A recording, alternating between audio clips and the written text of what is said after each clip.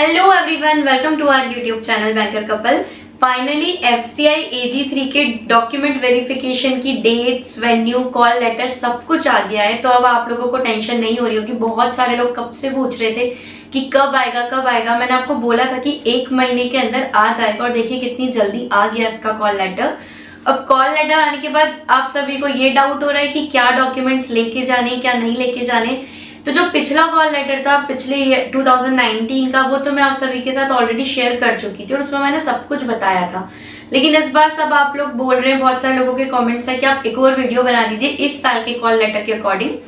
तो जो call letter है मैंने उसको अच्छे से पढ़ लिया है और उसके बाद मैंने पॉइंट्स बना लिए हैं कुछ कि ये चीजें आपको लेकर जानी है, ये चीजों का आपको ध्यान रखना है। तो 1 बाय 1 हम डिस्कस करेंगे और शॉर्ट में मैं आपको सारी चीजें बता दूंगी इस वीडियो में। तो आप लोग एक बार नोट डाउन कर ले जो भी मैं पॉइंट बता रही हूँ, या कॉल लेटर अगर आपके सामने अभी खुला हुआ हो तो उसमें टिक करते जाए जो पॉइंट्स मैं बता रही हूँ। सबसे पहला पॉइंट कि इसमें जो कॉल लेटर में डेट, टाइम, वेन्यू सब कुछ लिखा हुआ है। तो जो टाइम लिखा है उस रिपोर्टिंग टाइम के पहले आपको पहुंचना है। बिल्कुल भी ये ना सोचे कि एग्जाम नहीं है, थोड़ा आधा घंटा डिले हो गया तो भी चलेगा, ऐसा नहीं है। जो टाइम लिखा है आपको उस टाइम के पहले रिपोर्टिंग जो भी वेन्यू है वहां पर पहुंचना है, पहली चीज। दूसरी चीज ये कि जो कॉल लेटर है उसमें एक स्पेस है जहां पर आपको अपना रीसेंट कलर फोटोग्राफ लगाना है और वही फोटो लगाना जो आपने ऑनलाइन एप्लीकेशन फॉर्म में वहां पर अपलोड किया था। तो फोटो मिसमैच नहीं होना चाहिए, जो वहां पर अपलोड किया है वही फोटो आपको लगाना है और उस फोटो को वहां पेस्ट करके ले जाना है। साथ ही में 2 और एक्स्ट्रा फोटोग्राफ लेके जाने, 2 recent passport size colour photograph जो सेम होने चाहिए।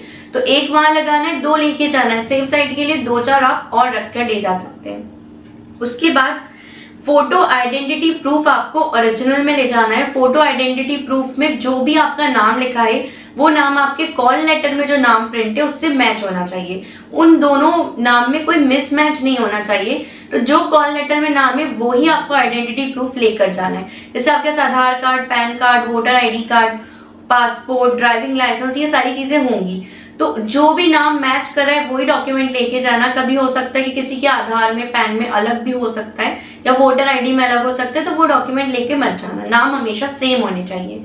तो वो ओरिजिनल भी लेके जाना है। उसके बाद सेल्फ अटेस्टेड कॉपी सबकी लेके जानी, वो आपका एंड में बता दूंगी।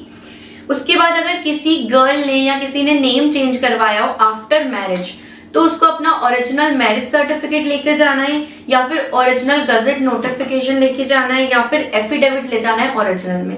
अगर किसी लड़की ने शादी के बाद नाम चेंज करवाया हो या किसी और सिचुएशन में किसी ने भी नाम चेंज करवाया हो तो उसको उसका प्रूफ लेके जाना है।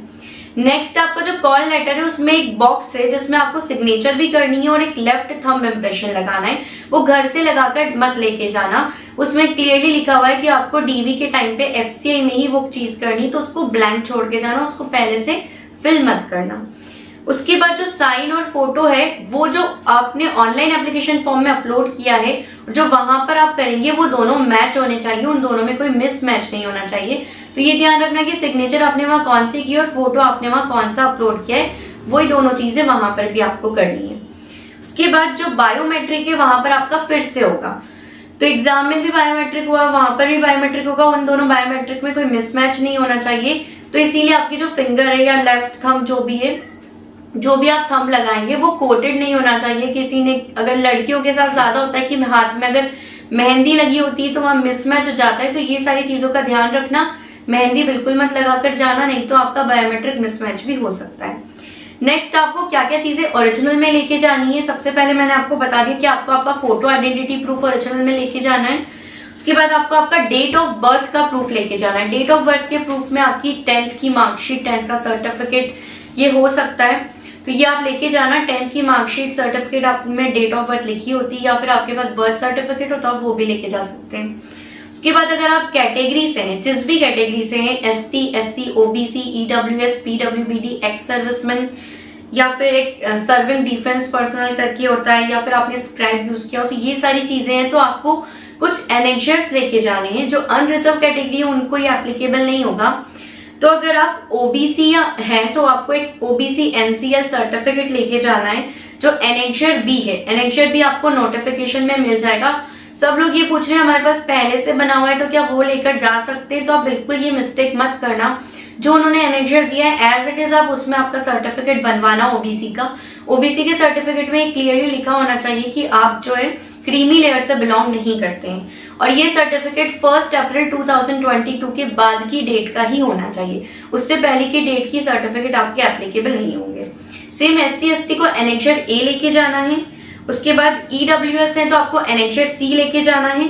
EWS के सर्टिफिकेट में बहुत ध्यान रखना, वो फाइनेंशियल ईयर 2022-23 का होना चाहिए। 1 अप्रैल 2022 से 31 मार्च 2023 के बीच में ही इशू होना चाहिए। उसके बाद अगर आप डिफेंस से थे तो आपको एनेक्चर E लेके जाना है। जो भी PWBD से हो एनेक्चर D1, D2, D3 उनमें से आपके लिए जो भी एप्लीकेबल है आपको वो लेकर जाना है। एक्स सर्विसमैन को एनेक्चर F लेके जाना है, और अगर आपने स्क्राइब का यूज किया तो एनेक्चर G लेके जाना है। तो ये सारी चीजें जितने भी एनेक्चर से आपको नोटिफिकेशन में मिल जाएंगे वहां से आप देख सकते हैं। उस एनेक्चर में किसके सिग्नेचर होने चाहिए वो भी नोटिफिकेशन में लिखा हुआ है, तो वो भी आप एक बार जाकर वहां पर जरूर देख लेना।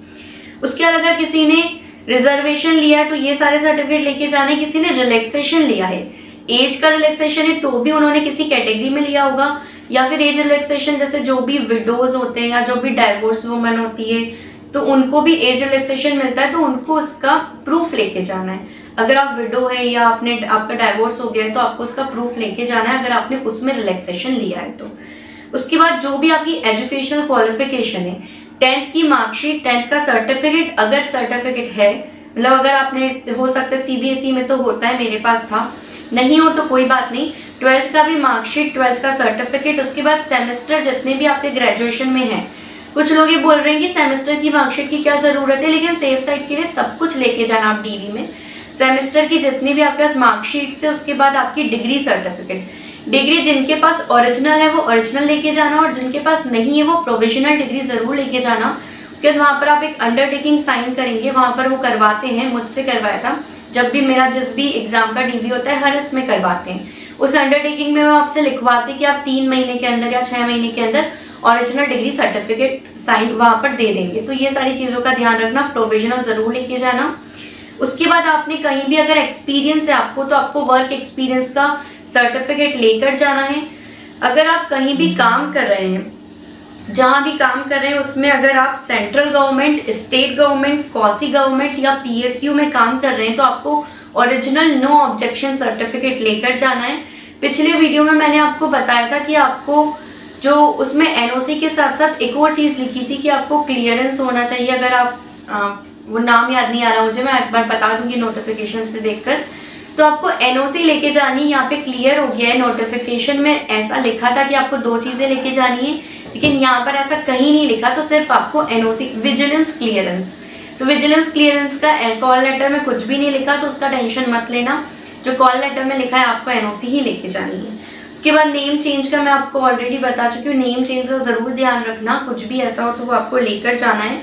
अभी जितने भी मैंने ओरिजिनल डॉक्यूमेंट्स बताए हैं, ओरिजिनल तो लेके जाने ही, साथ में उनकी 2 सेल्फ अटेस्टेड फोटोकॉपीज लेकर जानी है। सेल्फ अटेस्टेड क्लियरली लिखा है, कोई भी आपको ऐसा नहीं है कि आपको किसी गजेटेड पर्सन की साइन करवानी है, सेल्फ अटेस्टेड होनी चाहिए। 2 कॉपीज लिखी है तो सेफ साइड के लिए 3 कॉपीज लेके जाना, ताकि कुछ भी वहां पर प्रॉब्लम ना हो। तो जो भी डॉक्यूमेंट्स है उनकी ओरिजिनल, जो NOC है वो ओरिजिनल ही लेके जानी है। वहां पर क्लियरली लिखा हुआ है कि NOC ओरिजिनल सबमिट होगी, तो ये इसमें कंफ्यूजन मत रखना कि NOC की कॉपी लगेगी क्या, तो NOC ओरिजिनल रहेगी। बाकी जितने डॉक्यूमेंट्स है वो ओरिजिनल में और 2 सेल्फ अटेस्टेड कॉपीज होनी चाहिए। यहाँ पर कहीं भी कैरेक्टर या कंडक्ट सर्टिफिकेट मेंशन नहीं है तो उसमें कंफ्यूज मत होना, नहीं लिखा है तो नहीं लेके जाना है। जैसे LIC ADO में लिखा हुआ था तो वहां पर लेकर जाना था, यहाँ नहीं लिखा है तो नहीं लेके जाना। या मेडिकल के बारे में कुछ भी मेंशन नहीं है तो मेडिकल बाद में होगा DV के, तो ये सारी चीजों में भी कंफ्यूज मत होना। और भी कुछ डाउट्स हो तो आप पूछ सकते हो। Thank you so much for watching this video and don't forget to like, share and subscribe our YouTube channel. Thank you so much.